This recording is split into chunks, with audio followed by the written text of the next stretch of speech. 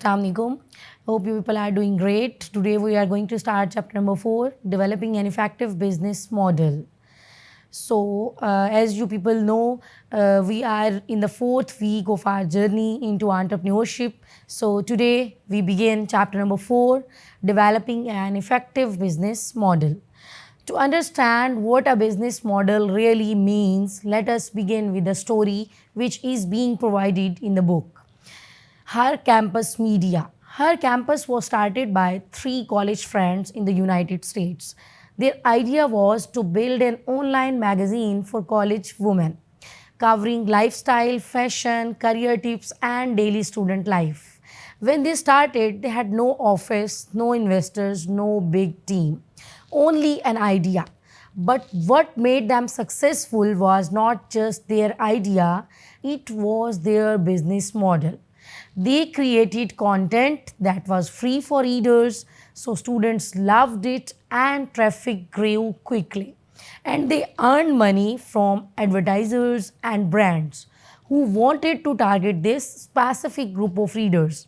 Over the time, her campus became a powerful media company working with the global brands like Microsoft and the Unilever. The lesson we got from this story is ideas are important, but without a working business model, ideas die. Now, let me bring this closer to home. Think of Mango Bars, a Pakistani digital media company.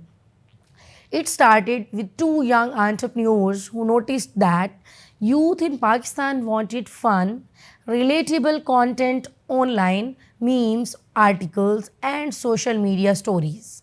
So they provided this content for free but earned revenue from brands and advertisements. Like Her Campus, they built their business on a content plus advertisement model. So whether in the US or Pakistan, we learn one simple truth. The success of a venture depends not just on the product but on the model that sustains it. Business models and its important. We are moving towards the business model and its importance. Now let's ask, what exactly is a business model? What is the definition of business model? Business model is basically the logic of how any business work. It answers who are your customers, what value are you offering them, how are you delivering this value, and how will you earn money from it. Think of it as the engine of a car. You may have a shiny car, this is actually the business idea, but unless the engine works properly, the car won't move. Why any business model is important? It is being considered with the following points which we are going to discuss. First one is the clarity of direction. It forces you to think about how your business will actually function. And the second one importance is attracting the investors. No one invests in a vague idea. Investors want to see how money will flow.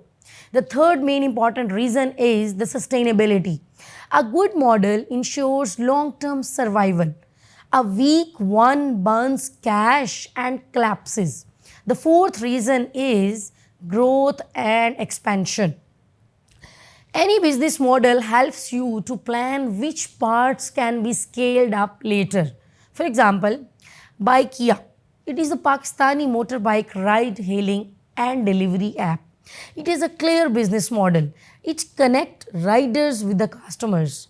Customers pay a fare, riders keep a large share, and then Bikeya earns a percentage.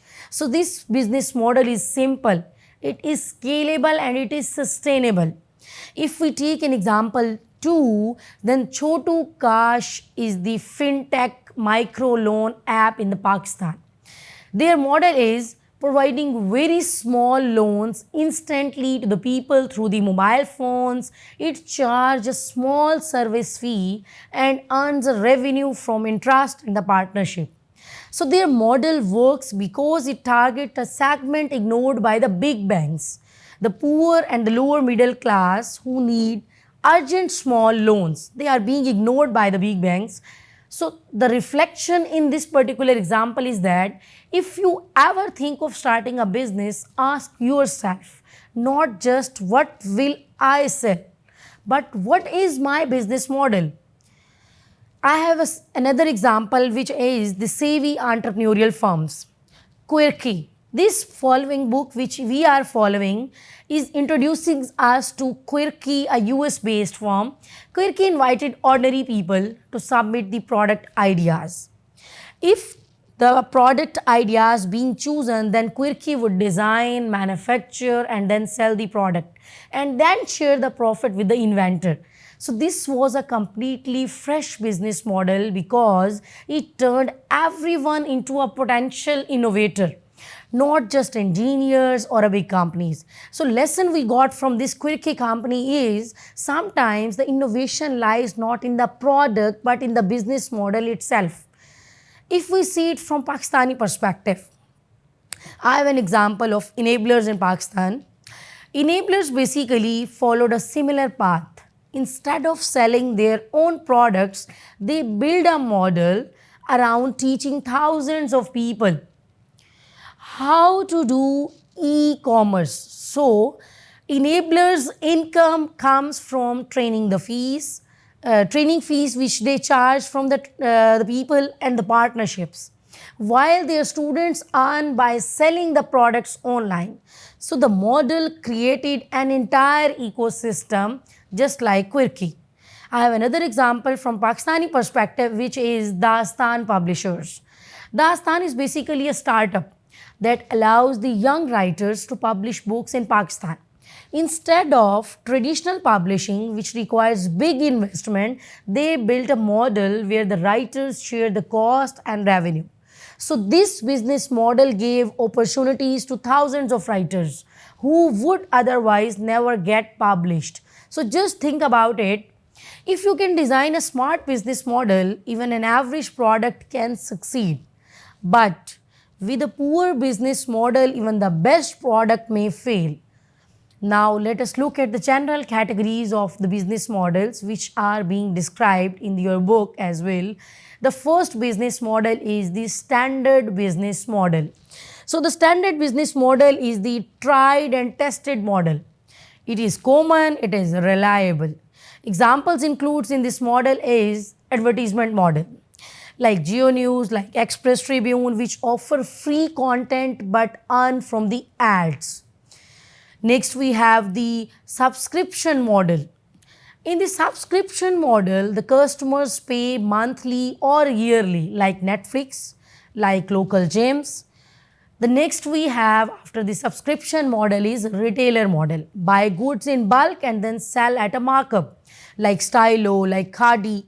Next, we have the direct sales, selling directly to the consumers without the middleman.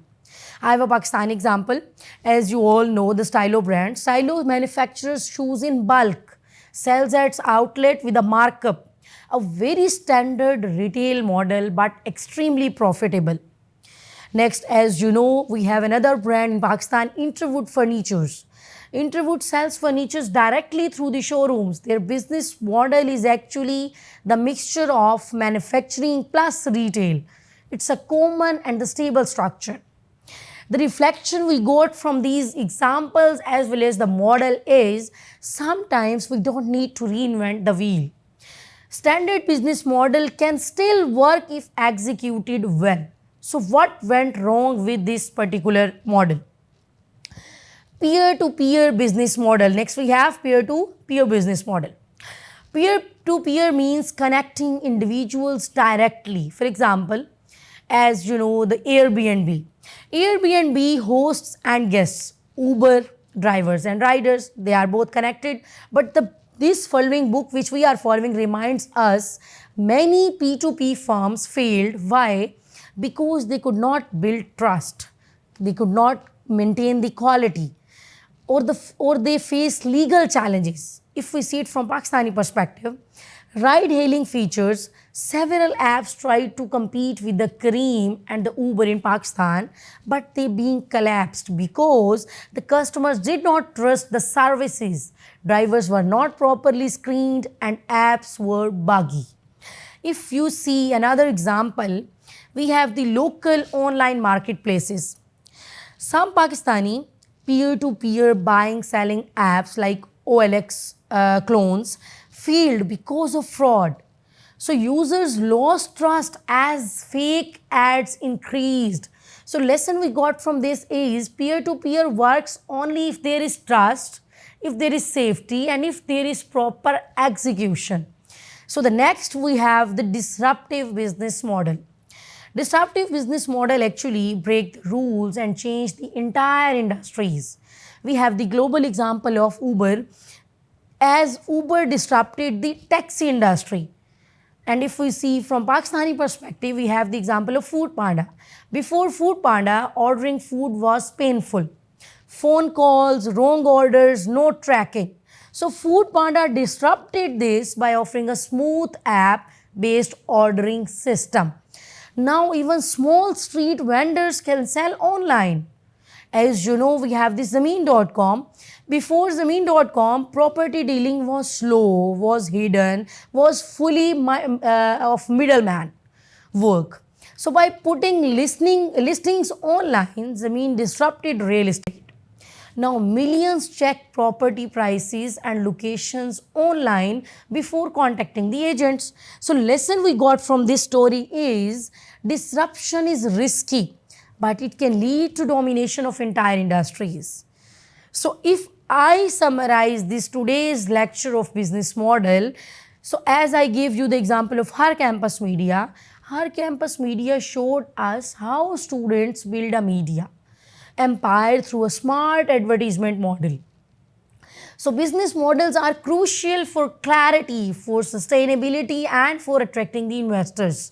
Quirky taught us that sometimes the innovation is in the model, not the product. So we explored three categories of the model: of standard model, subscription model, peer-to-peer model. Standard model is actually the subscription model, the retailer model. Peer-to-peer model is actually the need strong trust to the work. And the third, we discussed the disruptive models, which is actually the game changer model like Food Panda, like Zameen.com.